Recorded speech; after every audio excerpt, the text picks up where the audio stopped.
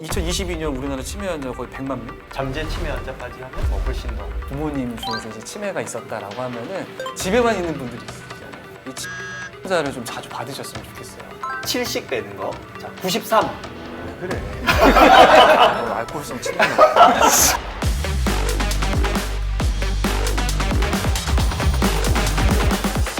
치매 발병 원인은 어떤 게 있을지?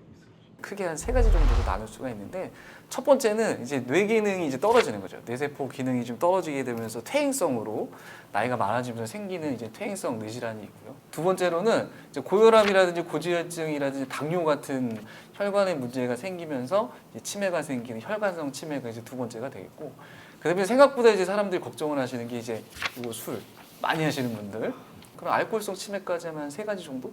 치매 전조 증상이 어떤 게 있을까요? 사실 이거 눈치채기가 좀 어렵습니다. 그러니까 뇌 전반적인 기능들이 다 떨어지기 때문에, 그래서 뭘 하셔야 되냐면 보건소라든지 이런 치매 안심센터라든지 이런 데 가시게 되면 이제 치매 선별 검사가 있거든요. 그런 식으로 이제 치매 선별 검사를 좀 이용을 하시는 게 가장 좋을 것 같습니다. 오늘 몇 월 며칠 무슨 요일인지 아세요? 갑자기요?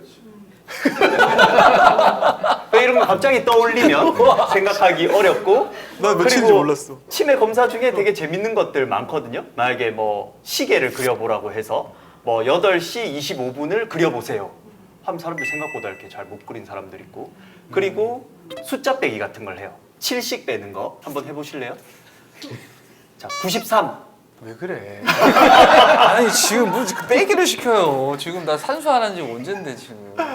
그렇게 해서 93에서 7을 빼면 얼마야? 한번 해보세요, 테스트. 아, 나 알코올성 치매. 자, 이렇게 전조 증상이 발견되면 그렇지. 이제 한 번씩 그 선별 검사 이렇게, 받으러 검사를 가야 돼. 해보면 나이가 안 좋다. 돼가지고 돈 내고 받아야겠네. 우리나라에 치매 환자는 얼마나 많은가요? 엄청 많아요, 엄청. 2022년 우리나라 치매 환자가 거의 100만 명? 대부분 또 본인이 좀 그렇다고 해서 병원에 가서 검사를 받거나 이런 분들이 잘 없으니까 잠재 치매 환자까지 하면 훨씬 더 많을 거라고 생각합니다. 치매에 뭐 워낙에 뭐 관심들이 많으시니까 질문들을 많이 해주셨는데, 먼저 그 트리플 블랙님이 이제 질문을 해주셨어요.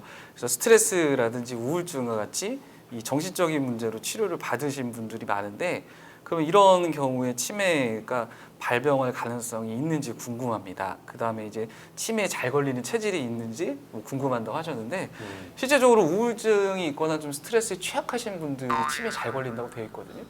그런데 또 하나는 이제 혼자 사시는 분들, 그러니까 이제 독거 노인분들도 이제 치매에 잘 걸리시고, 실제적으로 이제 사회 활동을 열심히 하시고 친구분들 많이 만나시고 뭐 수다도 떨고 뭐 시간을 잘 보내시는 분들은 치매에 좀 덜 걸리시는 편이고, 집에만 있는 분들이 있으시잖아요. 그 밖에 나가기도 힘들고 뭐 그런 분들이 이제 치매가 잘 걸린다고 돼 있고, 그다음에 성격적으로 조금 소심하고 조용하고 좀 평소에 좀 말수도 적고 그러신 분들이 오히려 치매에 잘 걸립니다. 그리고 스트레스 많은 사람들이 또 더 우울하기도 하고, 스트레스가 많으면 이제 스트레스 호르몬, 코티솔이 좀 많이 분비되면서 그런 것들이 뇌에 자극을 주고 신경 손상을 주게 되고, 그런 것들이 더 치매를 더 악화시키긴 하거든요. 그래서 치매 관리는 이런 멘탈 관리도 중요하면서 고립되지 않게 하는 거. 우리 이제 아이들은 유치원에 다니고 뭐 이렇게 하듯이 이제 나이가 들면 결국 어른들이 가는 유치원이 저는 경로당이고 데이케어 센터라고 생각하거든요. 요즘 정부에서도 그런 시설들을 많이 운영하고 있으니까 그런 것도 한번 관심 가져보시면 좋을 것 같습니다. 또 질문 하나 들어온 거 알려드리면, 치매도 유전적인 영향이 있나요? 라고 이렇게 질문을 주셨는데, 당연히 이제 유전하고 관련이 있고요. 그래서 뭐 예를 들어서 할아버지 할머니라든지 아니면 이제 부모님 중에서 이제 치매가 있었다라고 하면은, 그러니까 본인도 이제 치매에 걸릴 확률이 좀 높아지기 때문에 이제 한 60세가 넘어가시면 그때부터는 이제 경도인 지장이라든지 치매 초기가 아닌지 확인하실 필요가 있거든요. 아포지단백 같은 뭐 엡실론4 같은 그런 치매를 유발하는 유전자 같은 게 있어요. 그래서 유전적인 요인도 꽤 많이 작용을 하고, 그런 것들로 인해서 더 생길 확률이 높으니까 뭐 이게 있다고 무조건 걸리는 건 아니지만 어쨌든 이런 유전적인 영향을 가지고 있는 사람들은 조금 더 주의하시는 게 좋죠. 고스톱 같은데 치매 막 아, 좋죠. 어쨌든 뭐 뇌를 어느 정도 쓰기도 하고, 그리고 고스톱 혼자 안 치잖아요. 여러 명이랑 이렇게 쳐야 되니까 그것도 저는 사회 활동의 하나라고 생각하고, 뭐 적당히 뭐든지 적당히 하면 전 좋다고 생각합니다. 안돼 쌈나요 쌈나. 구수 그만 쳐 박수도 그만 치시는데. 그러니까 그게 이제 손을 많이 쓰시게 되면은 이제 뇌에 자극이 된다라고 해가지고 우리가 뭐 글씨를 쓴다든지 고수업을 한다든지 박수를 치신다든지 막 이렇게 하거든요. 근데 그거보다는 사람이 뇌를 제일 많이 쓰는 건 말할 때 뇌를 제일 많이 쓰거든요. 활성도가 확 올라가고. 그래서 그럴 때는 그냥 전화하세요 전화.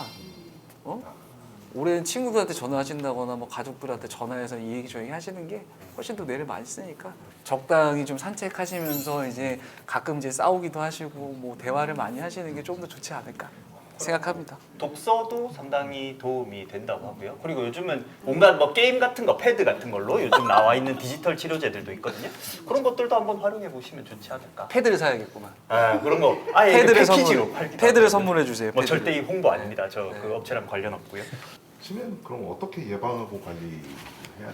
아직 명확하게 치매를 치료할 수 있는 치료제는 없습니다. 다만 치매를 진단받게 되면 우리가 복용하는 약물 같은 경우에는 이 치매의 그런 속도라든지 이제 진행을 조금 늦춰주는 약물들이거든요. 그래서 사실 이제 치매는 예방이 굉장히 중요한데 일단은 이제 만성 질환이 있는 분들은 그것도 관리 잘 하셔야 되고. 당장 내가 치매로 진단받지 않아서 뭐 약 먹을 정도가 아니다. 라고 하면 운동을 열심히 하든지 잠을 좀 잘 자든지 아니면 좀 흡연, 음주 이런 거를 좀 줄이든지 사실 다 알고 있어요. 본인이 뭘 하면 되는지 못 지킬 뿐. 그다음에 뭐 식단 어쨌든 우리 뭐 트랜스 지키기가 지방이라든지 어려워. 고지방, 고당분 이런 거 안 먹으면 좋은 거 알잖아요. 알지만 우리가 못 지키니까 맛있으니까. 그리고 정신적 자극을 많이 주면 좋은 거 이런 것들이 그나마 뭐 예방할 수 있는 수단이라고 보면 되고 정말 치매를 진단받았다 이런 것들은 이제 치료 단계로 가야죠. 이제 진행 속도를 최대한 늦출 수 있는 처방약들이 많이 나와 있으니까 그런 것들로 이제 관리를 하는 수밖에 없죠. 치매를 예방하기 위해서 가장 필요한 영양소는 무엇인가요? 혹시 뇌 영양제가 있나요? 라고 하셨는데 머리 쪽에 이제 좋아지는 영양소들은 있습니다. 이제 알려져 있는 것들이 꽤 있고요. 뭐 비타민 같은 경우에는 이제 비타민 B라든지 비타민 D라든지 이런 게 이제 뇌 기능과 관련되어 있는 걸로 알려져 있고 은행잎 추출물이라든지 뭐 포스파티딜세린이라든지 콜린알포세레이트라든지 굉장히 지금 다양한 물질들이 있고 이 중에서도 이제 본인한테 좀 잘 맞는 걸 선택을 해가지고 드시는 게 필요할 것 같고요. 저도 약국에서 추천드릴 때 그래도 근거 수준이 높은 순으로 이렇게 추천을 드리긴 하거든요. 뭐 추천하세요? 그래서 포스파티딜세린이 그래도 중상에 속해서 저는 그런 것들을 먼저 추천드리고 그 다음 중간 정도 단계가 오메가3 그리고 비타민 B군, 비타민 그 다음에 콜린, 레시틴 뭐 이런 것들이 이제 중간 정도, 은행잎도 중간 정도로 되고 조금 더 욕심난다 했을 때 중하 단계가 비타민 D라든지 아니면 이제 항산화제 같은 거 비타민 C, 비타민 A, 비타민 E 뭐 이런 것들 이제 하니까 뭐 이런 것들 위주로 챙겨 드시면 되는데 말한 걸 어차피 다 먹을 수는 없잖아요. 그래서 보통 약국 가면 종합 비타민 보면 보통 비타민 B, D, 항산화제가 다 같이 들어가 있는 거 하나 먹고 그 다음에 포스파티딜세린 하나 먹고 그 다음 오메가3 정도 챙기는 걸 저는 기본적으로 추천을 드리고 조금 더 욕심난다면 이제 콜린이나 레시틴 뭐 이런 것 은행잎 이런 거 추가해서 먹을 수 있겠죠. 너무 많이 먹는 거 아니에요? 그래서 물론 이제 본인의 하나만 골라서 먹어요. 상황에 따라 너무 많이 먹어요. 중요도에 따라 저는 이제 안내를 드리고 개인의 상황에 따라서 개인의 병력에 따라서 연령에 따라서 전문가가 좀 상담하고 먹었으면 좋겠습니다. 우리가 이제 예방 목적으로 하는 거지 그러니까 치료 목적으로 하는 건 맞아요. 아니야. 오해하지 그러니까 말자. 오해는 하지 말으셔야 돼. 이게 예를 들어서 치매 환자다라고 하면 이제 치매 약을 드셔야지 여기서 이제 뇌 기능에 좋다라는 영양소라든지 영양제 같은 걸 드시는 거는 아닌 거고 지금 내가 이제 치매는 아닌데 걱정이 된다. 그럴 때 뭔가 좀 보충하는 그 좋은 성분을 추가하는 정도로 이해를 하시면 될 것 같습니다. 포스파티딜세린